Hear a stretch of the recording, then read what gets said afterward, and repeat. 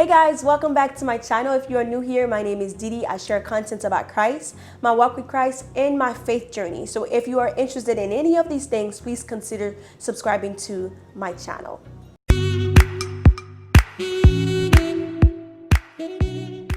On today's video, I will be talking about the 5 lessons I've learned after I quit my job by faith years ago. And if you are interested, please check the videos, the testimonies in the cards above. I think it's on this side here. So check them out. I put all 3 of them so you guys can, I guess, get an idea of what I'm going to be talking about. It's kind of like a continuation to my testimony, so check them out.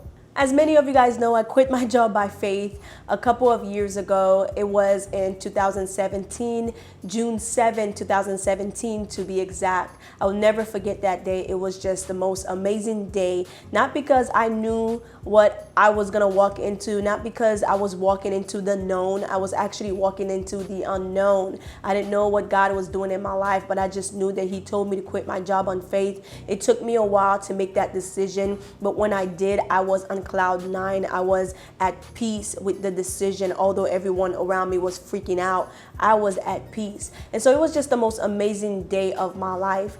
But you know, after that, I've experienced a lot of things. I've experienced just how to trust the Lord more, and I've experienced just loss of friendship, and there was a lot of trials and tribulations I experienced along the way after I made that decision. So I want to talk a bit about these things, and I want to talk about the story of Abraham found in Genesis chapter 12. I'm going to paraphrase. I'm going to read some of it, and I'm going to paraphrase a lot of it because it's a long story. And I just want to encourage you guys who are maybe walking by faith right now, who are believing God. And I guess I want to give you guys hope with this video. So stay tuned for those 5 lessons I've learned. So if you know anything about Abraham, he was the man of great faith. He was, I believe, God's favorite person, because like he's talked about in pretty much everywhere in the Bible. You know, God told Abraham to leave his country where he was at, and so Abraham took his wife and his nephew Lot and left. So he is a guy of great faith. However, I mean, can you imagine where God told you to quit your job by faith, or stop going to school, or, you know, move from one place to another? It's highly difficult when you're walking into the unknown. And so that's what Abraham did. He's a man of great faith. I don't know about you. When God told me to quit my job, I was just like, nah, bro. You're gonna have to show me something, you know? You have to tell me what's gonna happen next. But of course, God doesn't do that most times. He doesn't tell us where He's taking us to. So Abraham was a man of great faith. So Genesis chapter 12, verse 1 to 3 says, the Lord had said to Abram, at the time his name was Abram before God changed his name to Abraham, leave your native country, your relatives, and your father's family, and go to the land that I will show you. I will make you into a great nation. I will bless you, and I will make you famous, and you will be a blessing to others. I will bless those who bless you, and curse those who treat you with contempt. All the families on earth will be blessed through you. This is what God told Abraham. God told Abraham, I'm just going to bless you.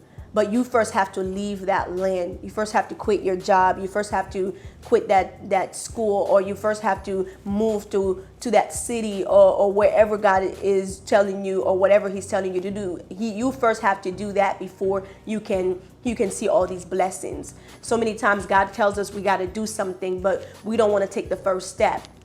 But we must take the first step before we can see what God has for us in the future.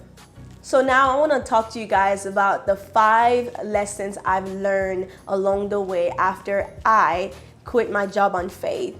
So the first one is I learned that I'm not in control. I'm not in control at all.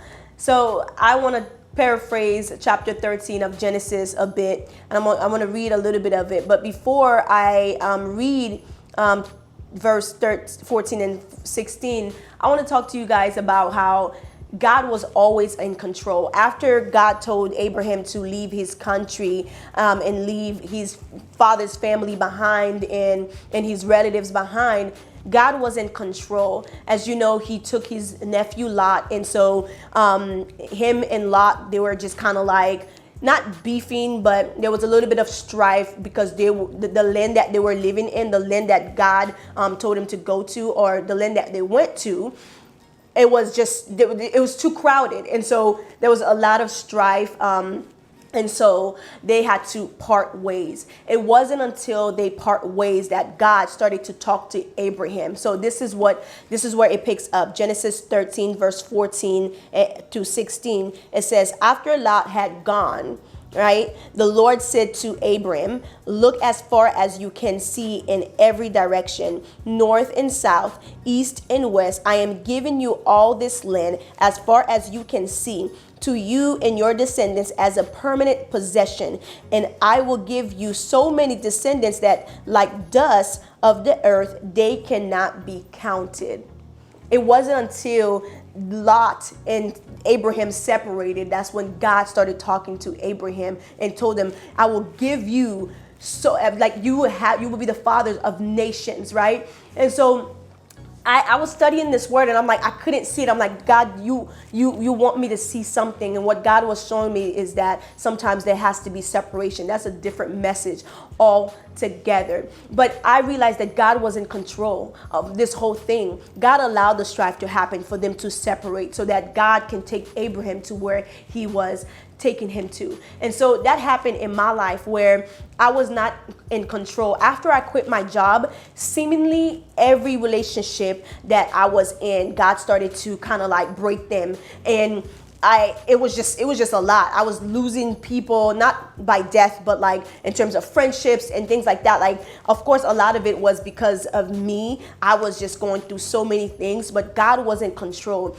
God was bringing me to a different realm, bringing me to different relationships. And I didn't understand at the time. And I tried to take control and I tried to hold on to those friendships that weren't for me. And God was like, no, I need you to get rid of everybody, not because they were bad, but because I'm bringing you to a different realm. I'm bringing you to a different level, not because I'm better or anything like that, but I'm bringing you to a different place altogether. So I realized that not just because I walk by faith, but in general, God is always in control. He is in control, period. We are not in control. He is the one who is orchestrating everything on our behalf, but he is always in control. The second thing I learned is that I have to constantly let go of my timeline.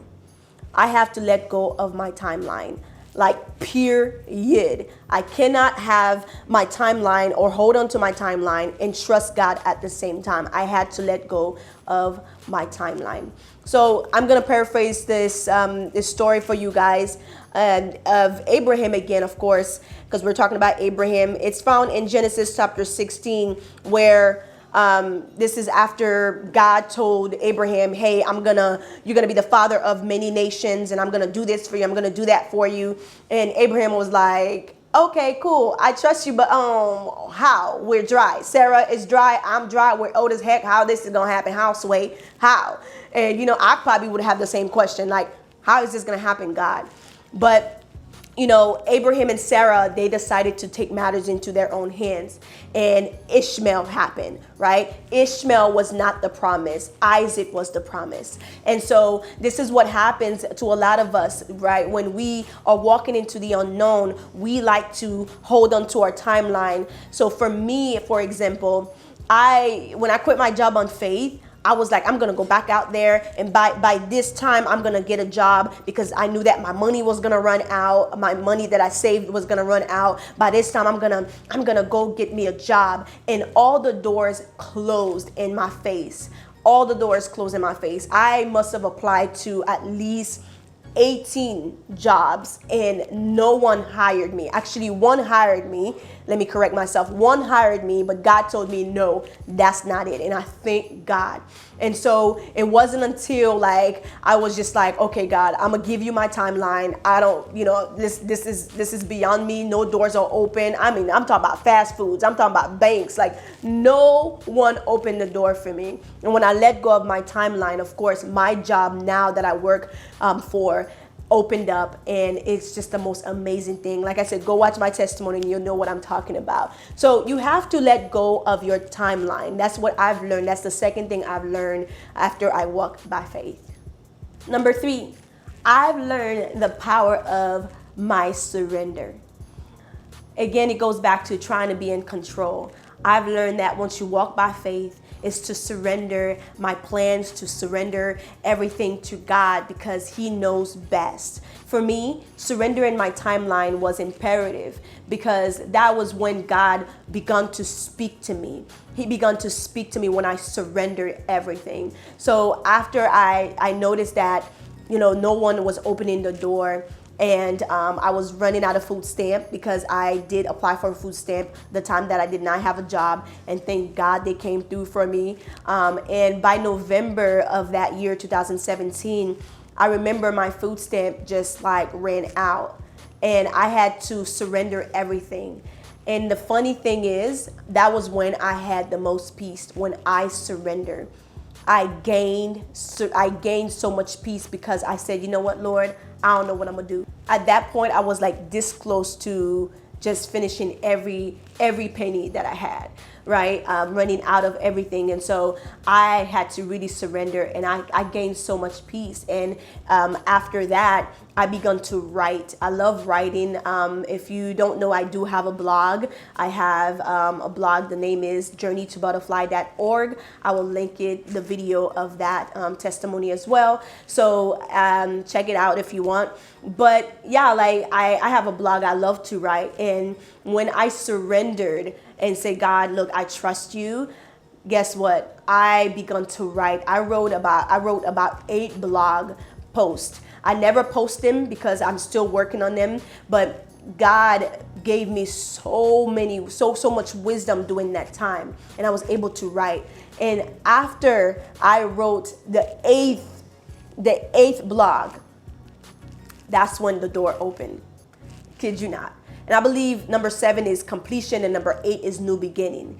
And after I wrote that, that's when the Lord opened the door. And I believe that God orchestrated that way. Again, it goes back to Him being in control. I believe He orchestrated it. And so I learned the power of surrender. When you surrender, you get God's peace. And so surrender.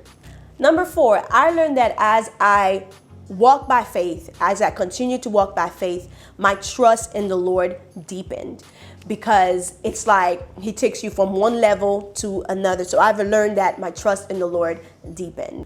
So I'm going to paraphrase Genesis chapter 22. This is when Abraham was tested, greatly tested by God.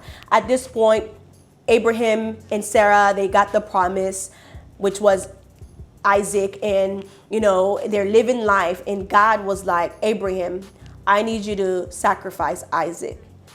And I bet you Abraham have learned from God from before, like, hey, God is in control. If He says to sacrifice my son, then I will do it. So Abraham obeyed God and took Isaac up to the mountain. In the process of sacrificing and giving Isaac to the Lord as a sacrifice, God says, stop.